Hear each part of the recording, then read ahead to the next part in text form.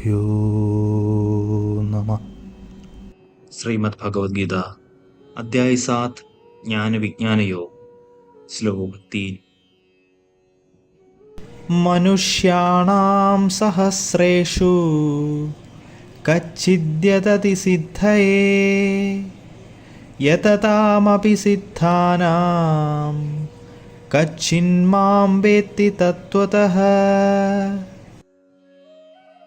हजारों में से कोई एक मनुष्य सिद्धि के लिए प्रयत्न करता है और सिद्धि प्राप्त करने वालों में से कोई एक विरला ही वास्तव में मुझे जान पाता है।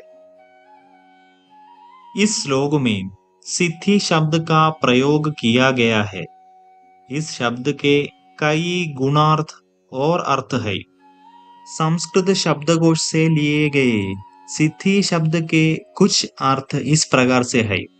अलौकिक शक्तियों की प्राप्ति, उपलब्धि, सफलता, निष्पादन, पूर्ति, समस्याओं का समाधान, कार्य को संपूर्ण करना, उपचार करना, लक्ष्य साधना, परिपक्वता, परम सुख, मोक्ष, असाधारण दक्षता और पूर्णता।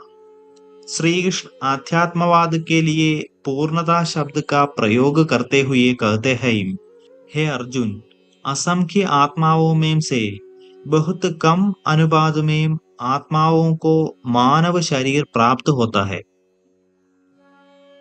मनुष्य जन्म पाने वालों के बीच केवल कुछ लोग ही पूर्णता के लिए प्रयास करते हैं और हजारों सिद्धावस्था प्राप्त आत्माओं में से मेरी सर्वोच्च स्थिति और दिव्य महिमा से परिचित होने वाली आत्माएं विरली ही होती है। फिर ऐसी आत्माएं जो आध्यात्मिक अभ्यास में पूर्णता प्राप्त कर लेती है, वे भगवान को क्यों नहीं जान सकती? इसका कारण यह है कि भक्ति और प्रेममयी समर्पण के बिना भगवान को जान पाना या उसकी अनुभूति करना संभव नहीं है। आध्यात्मिक पद के साधक कर्म, ज्ञान, हठयोग आदि के अभ्यास के साथ भक्ति को सम्मिलित किए बिना वास्तव में भगवान को नहीं जान सकते। जो आध्यात्मिक साधक अपनी साधना में भक्ति को सम्मिलित नहीं करते और भगवान के संबंध में सैद्धांतिक ज्ञान तक ही सीमित रहते हैं, उन्हें परम सत्य का अनुभवात्मक ज्ञान नहीं हो पाता।